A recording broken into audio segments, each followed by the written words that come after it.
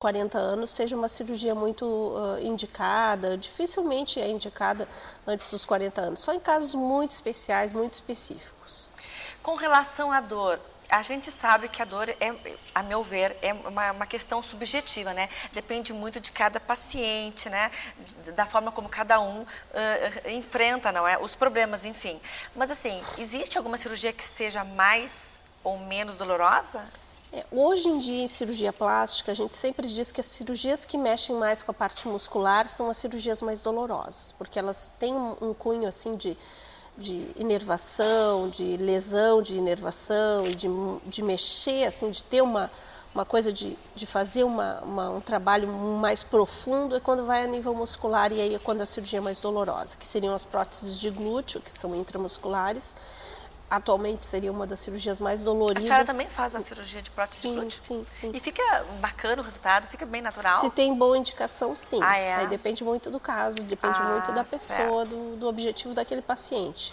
Quando tem boa indicação, quando o paciente tem realmente uma atrofia da parte glútea, que não tem boa projeção do glúteo e que tem uma coluna que propicia um bom resultado, sim. Às vezes a gente tem visto assim na televisão que tem alguns resultados meio sofríveis, assim, que deixam a gente meio desmotivado. Mas é que isso aí é muito particular, depende do paciente, depende do volume que é incluído também. A mesma coisa com prótese de mama, a gente vê coisas de prótese de mama, resultados de prótese de mama na televisão que são execráveis, né? Mas tem que haver uma prudência, assim, tem que haver indicação, tem que ter realmente necessidade para poder ter um benefício. Certo. E com relação à anestesia, porque é uma preocupação. Às vezes a pessoa é super vaidosa, eu não tenho nenhum problema em fazer cirurgia, o corte não me preocupa e tal, mas aí tem receio, esbarra realmente na questão da anestesia. Como é que acontece a anestesia? Que tipos de anestesia? Como é que funciona lá nas cirurgias que a senhora faz lá no seu no hospital, na sua clínica? Então, eu não faço cirurgias na clínica, eu faço sempre as cirurgias no hospital. A senhora faz sempre no hospital? Sempre no hospital. Mas, realmente, a anestesia é a parte mais temida, assim, pelos pacientes, né?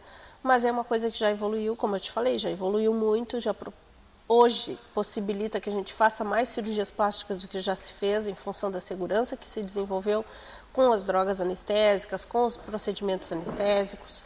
Então, é uma coisa assim que tem uma margem de segurança bem saudável, né? Bem aceitável.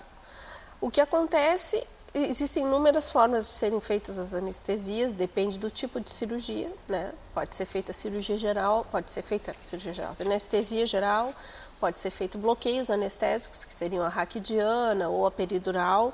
Peridural um pouco mais usada do que a raque, que seria aquela anestesia da cintura para baixo, semelhante à da cesárea. A raquidiana é da cintura para baixo. A peridural também. Ah, é? A peridural também. Então qual é a diferença? A diferença são as regiões dos nervos ali, da parte nervosa, da parte da medula que é anestesiada. Essa seria uma das diferenças. A outra diferença é que a raque não pode levantar muito a cabeça no pós-operatório, a peridural não tem esse envolvimento, o tempo de evolução, de duração da raque e da peridural é diferente, a peridural dura mais um pouco que a raque, a sensibilidade do paciente ao tato na peridural é preservada, na raque não. Então tem algumas diferenças. Em termos de segurança, a peridural é um pouquinho mais segura do que a raque, então tem umas diferenças assim. E ou bloqueios anestésicos, que seriam esses, né, a raquidiana ou a peridural. Tem as anestesias locais, que a gente, claro, usa, mas não precisa ser também tão em âmbito tão hospitalar. E tem a anestesia geral. E a sedação, que às vezes a gente faz algumas cirurgias com anestesia local associada a um processo anestésico leve, que seria uma sedação que dura menos tempo, que o paciente fica mais acordado.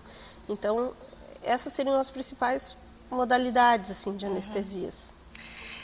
E a pessoa que vai ao seu consultório, à sua clínica, a especialité, e quer fazer uma cirurgia qualquer, quais são os cuidados que a senhora tem de ter com este paciente antes dela fazer a cirurgia, dela se submeter a uma cirurgia? O que precisa? Os principais cuidados antes de ser submetida a uma cirurgia são exames pré-operatórios. Avaliação clínica da condição de saúde, sempre. Tem que avaliar clinicamente esse paciente, seja ele muito jovem ou não, tenha comorbidades ou não. Existe uma maneira de se conduzir um pré-operatório que muitas vezes a pessoa tem saúde para a vida que leva, para o cotidiano dela, para a rotina dela, mas submetida a uma situação de estresse físico, como é uma cirurgia, que eu digo para os pacientes, olha, tu vai escorrer uma maratona. A cirurgia é correr uma maratona. Para isso, a gente faz os exames, para ver se tu tens condições de ser submetida a uma situação de estresse físico correspondente a uma maratona. Se os teus exames estão bons, né, eles vão nos dizer, olha, tem condições de correr a maratona ou não tem. Para a vida cotidiana, dizer que uma pessoa está bem para fazer uma cirurgia só porque ela tem uma vida legal, está se cuidando, ou consegue conduzir o dia a dia, não é suficiente. Tem que ter os exames. Porque às vezes nesses exames a gente diagnostica coisas que até então não tinham aparecido e que anemia, a cirurgia por exemplo, quem pode está com precipitar. anemia pode fazer cirurgia? Não vale a pena. Não vale a pena. Não dá para fazer. Não é seguro cirurgia estética. Por que vai fazer uma cirurgia estética com anemia? É melhor... Tem que corrigir a anemia primeiro, para depois fazer a cirurgia. Certo. E após a cirurgia, quais são os cuidados que a pessoa tem que ter? Claro que deve variar de acordo com cada cirurgia, mas no geral, assim, o que a pessoa tem que fazer após? Cada cirurgia tem um cuidado específico, né? O principal cuidado é realmente o paciente ter um repouso mínimo nos primeiros 7 dias. Todas as cirurgias dos primeiros 7 dias são os dias mais críticos em termos de cicatrização.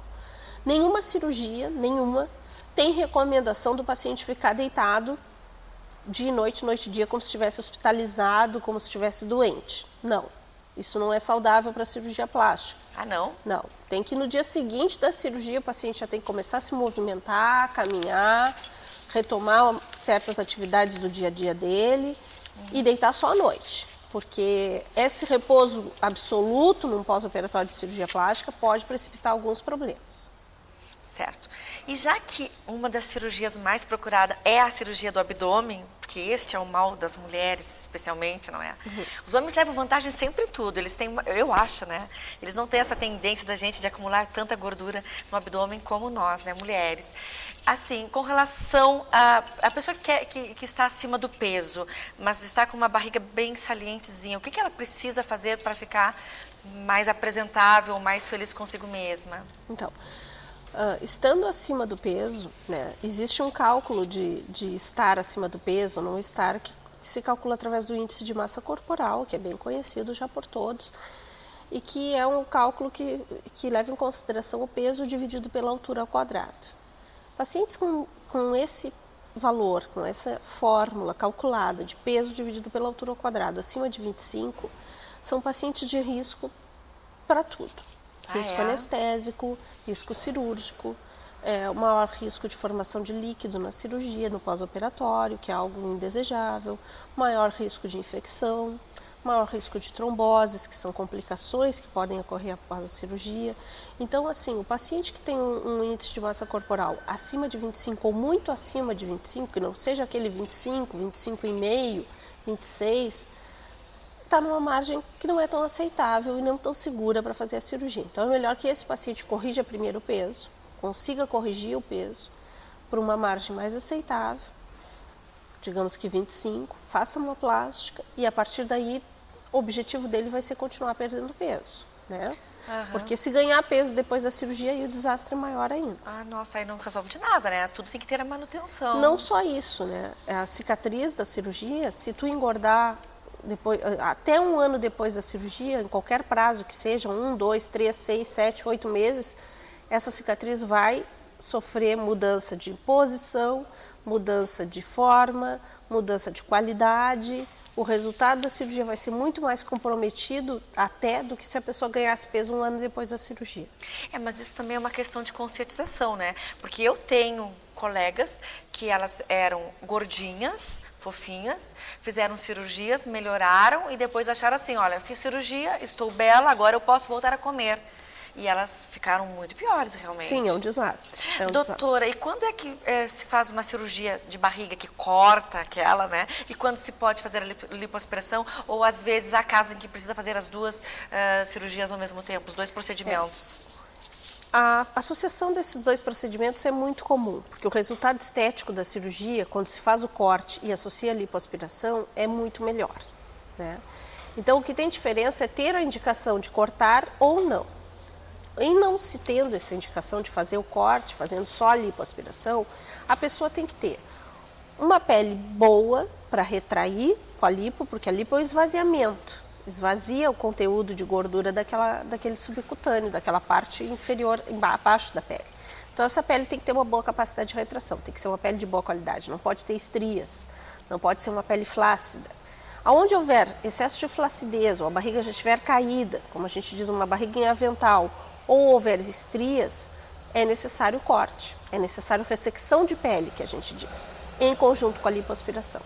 Quando a pele é de boa qualidade, não tem estrias, não tem flacidez, né, não está fina essa pele, a lipoaspiração pode ser uma opção isolada que vai trazer bons resultados. De outra maneira, tem a questão do músculo também. As mulheres que já tiveram uma ou mais gestações, a depender da genética de cada uma, se tem um afastamento muscular muito grande, tem que corrigir esses músculos. Certo. Doutora Juliana, lamentavelmente nós vamos ter que concluir a nossa conversa, nosso assunto. Está tão boa as informações que a senhora está passando. Eu quero convidá-la para a senhora retornar uma outra oportunidade. Claro, pode ser? Claro. Tem muitas coisas ainda a serem esclarecidas sobre cirurgia plástica, não acha, senhora? Com certeza. Uhum. Então, eu quero agradecer a sua presença aqui na noite de hoje. Eu tenho certeza que as pessoas que estão assistindo a Elise e você ficaram muito satisfeitas e puderam ter o prazer de conhecer esta médica jovem, que é pelotense e muito qualificada, que está aqui em Pelotas para ficar, não é? Com certeza. E que eu sei e eu conheço pessoas que ela já transformou bastante, que já mudou mesmo, né? Assim, a imagem de algumas pessoas que estão muito satisfeitas com as cirurgias que elas fizeram com a senhora, doutora. Que bom, obrigada. Tá certo. Meus parabéns pelo seu trabalho que a senhora tem feito aqui em Pelotas. Agradeço a sua participação. Obrigada. E o Elise e você retorna na semana que vem. Até lá, uma boa noite.